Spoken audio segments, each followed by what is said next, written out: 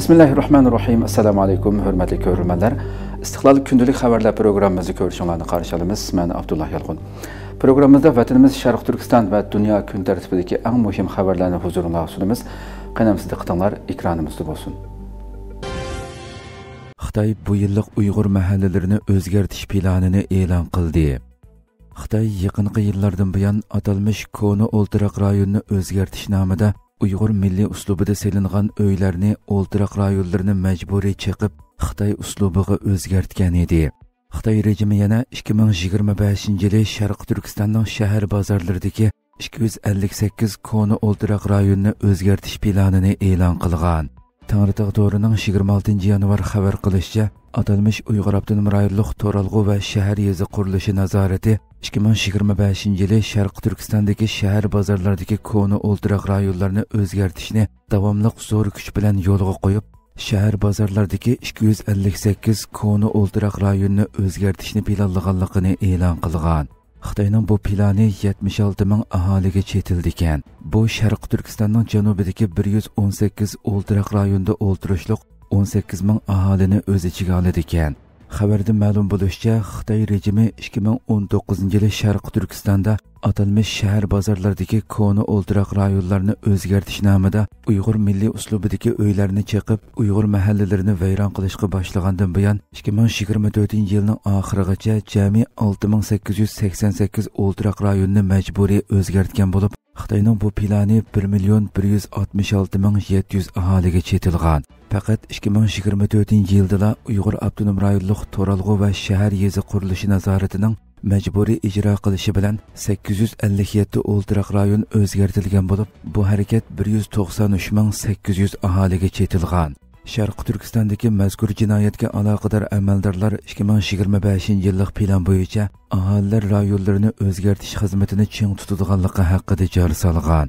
Xitoy rejimi yaqinqi yillar mobaynida Sharq Turkiston xalqini zo'r ko'lamda turma va jazo lagerlariga qamab, har xil vositalar bilan diniy, milliy qimmat qarashlaridan, o'z kulturidan voz kechishga majburlab, norozilik bildirganlarni ko'zdan yo'qotish bilan birga Uyg'ur islom uslubida selingan uylarni, oila aramlarni turli bahonalar bilan majburiy chaqqan yoki Xitoy uslubiga o'zgartkizgan. Tarqalgan sirlar va Xitoyning aloqador siyosatlari Sharq Turkistondagi irqiy qirg'inchilikning ozroqmi pasaymaganligini, Xitoyning bu yilmi turli yo'sinda davomli kuchab ijro qilayotganligini ko'rsatib bermoqda. Kuzatuvchilar Xitoyning Sharq Turkistondagi Uyg'ur mahallalariga buzg'unchilik qilishi orqali tarixiy izlarni, mahalla qo'shindorchilik kulturini va binokorlik madaniyatini vayron qilishga urinayotganligini, shundaqla bu orqali xalqni iqtisodiy jihatdan ojizlashtirish, texmo unumli kontrol va nazorat qilish, nufus nisbatini tövallatish qatorliq razil maqsadlarga yetmoqchi bo'lganligini bildirishmoqda. CIA Xitoy virusining tajribaxonadan tarqalganlik ehtimolligining yuqori ekanligini bildirdi. Amerika Markaziy istixborot idorasi CIA Xitoydan tarqalgan virusning tajribaxonadan tarqalganlik ehtimolligining yuqori ekanligini bildirdi. Al Jazeera televiziya kanalining 27 yanvar xabar qilishicha, Amerika Markaziy istixborot idorasi Xitoy virusi tabiiy hodisa emas, balki Xitoy tajribaxonasidan tarqalganlik ehtimolligi yuqori deb qaraydiganligini bildirgan. Gerçi bu xil baholashga bo'lgan ishonchi to'van bo'lsa-mu, xabarlarga asoslanganda bu baholash Biden hukumati mazgilida buyurilgan va John Ratcliffe CIA boshlig'i bo'lib qasam berishdan burun tamomlangan. Ratcliffe Xitoy virusining kelib chiqishini tekshirishning o'zi rahbarlik qiladigan CIAning muhim vazifasi bo'ladiganligini bildirgan. CIAning bu natijani jakarlashidan keyin Federativ tekshirish idorasi FBI va Energiya ministrligi qatorliq Amerikaning boshqa 3 organimi tajribaxonadan tarqalish nazariyasini qo'llagan. Buningga qarata Xitoyning Washingtondagi elchixonasi CIAning xulosasini rad qilib, uni xato yetaklash va siyosiy maqsaddan iborat deb jar solgan. Xitoy bayonotchisi virusning kelib chiqishini aniqlash uchun siyosiy faraz emas, ilmiy tadqiqot bo'lishi kerakligini da'vo qilgan.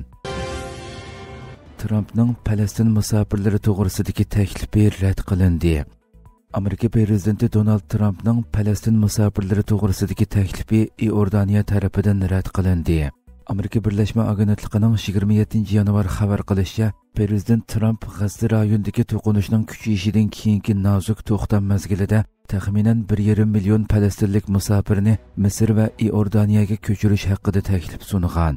Ammo Misr va Iordaniya qalaymaqonchilik chiqishdan va shundaqla falastinliklarni yurtidan mangulik qo'g'lab chiqaradigan oqibatning kelib chiqishidan iborat yomon ta'siridan andisha qilib bu taklifga qat'iy qarshi turgan. Trump Iordaniya podshohi Abdullah bilan bu masalani muzokara qilgan hamda Misr raisi Sisi bilan bu haqda so'zlashishni planlagan. Gerçi Trump'ның bu haqdagi maydoni qat'iy bo'lgan bo'lsa-mu, Avam palata a'zosi Lindsey Graham qatorliq Amerika ittifoqdoshlari Trump'ның taklifini reallikqa uyg'un emas deb qaragan. Bildirilishicha, Misr va Iordaniya Falastin davlatining qurilishini qo'llaydi ekan, hamda Falastin xalqini boshqa davlatga ko'chirishning buningga to'salg'i bo'lishidan ansiraydi ekan. Donald Trump Kanadani qo'shib olish va Greenlandni setib olish fikrini takrorladi. Amerika prezidenti Donald Trump Kanadaning Amerikadan foydalanayotganligini ta'kidlab, shtat bo'lishi kerak bo'lgan bir davlat deb qaraydiganligini bildirdi. Donald Trump Kanada va Greenlandga munosabatlik munozaraga sabab bo'lgan so'zlari haqida muxbirlarga tushuncha berdi. Trump Kanada Amerikaning 51 shtati bo'lishi kerak degan orzusi ustida to'xtalib, Kanadada nurg'un do'stlarim bor. Ular bizni va meni yaxshi ko'radi. Ammo Kanada ko'p yillardan beri Amerikadan foydalanyotdi. Buningga yo'l qo'ymaymiz, dedi. Trump davlatining har yili Kanadaga millionlagan dollar yo'qotayotganligini ta'kidlab, agar davlat bir shtat bo'lmasa, 100 millionlagan dollarni u yerga xarjlashni xohlamayman. Shtat bo'lsa, Kanada xalqi texmi to'van boj to'laydi, dedi.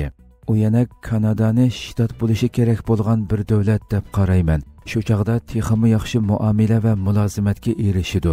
Bojmi to'van bo'ladi va texmi bexatar bo'ladi, dedi. Uningdan boshqa Trump Daniyadan Greenlandni setib olishni xohlaydiganligini takrorlab, Greenlandni olalaymiz deb ishonaman. Chunki bu dunyoning erkinligi bilan munosabatlik. U yerga erkinlikni elib bora oladigan tarafning biz ekanligimizdan boshqa masalaning Amerika bilan aloqasi yo'q, dedi. Trump ilgirimi nurg'un qatim Kanadaning Amerikaga 51-shtat bo'lib qo'shilishi kerakligini ta'kidlagan edi. Kanadaliklarning Amerikaning bir qismi bo'lishni xohlaydiganligini ilgari surgan Trump yana Kanada bosh ministri Justin Trudeau uchun ko'p qatim vali degan iborani ishlatgan edi. Falastinliklar yurt makonlariga qaytishga boshladi. G'azzada Isroiliyaning bombardimonlari sababidan majburiy holda yurt makonlaridan ayrilgan 10 minglagan falastinliklarning janubdan shimolga qaytishi boshlandi. Turkiya Ovozi radiosining xabarida bildirilishicha, Isroiliyaning G'azza rayonini shimol va janubdan ayirib turadigan Netsarim koridoridan falastinliklarning o'tishiga ruxsat qiladiganligi e'lon qilingandan keyin shu yer vaqti soat 7 da minglagan falastinlik olalagan yuklarini elib Rashid ko'chasidan shimolga qarab mengishga boshlagan. Kelishimga asosan G'azzaning shimoliga Salohiddin ko'chasi orqali qaytish shu yer vaqti 9 da boshlangan. G'azzaning janubidan shimolga o'tadigan mashinalarning o'tishma nuqtasida yo'lovchilarning Amerika xususiy bexatarlik shirkati tomonidan tekshirilganligi qayd qilingan. G'azzaning shimolidagi qurilishlarning 80-90% Isroiliyaning bombardimonlari sababidan vayron bo'lgan bo'lsa-mu, 15 oy jarayonida nurg'un qatim sargardon bo'lgan falastinliklar o'zlarining yurtlariga qaytishni xohlaydiganligini ta'kidlagan. Oldingi kuni urush to'xtatish kelishimiga asosan ikkinchi bosqichlik asir almashtirishda 4 isroiliyalik ayol asirning badaliga 200 nafar falastinlik mahbus qo'yib berilgan edi. Hurmatli ko'ruvchilar, shunday qilib bugungi xabarlarimiz mushada oxirlashdi. Inshaalloh atigi programmamizni ko'rishguncha omon bo'linglar. Assalomu alaykum va rahmatulloh.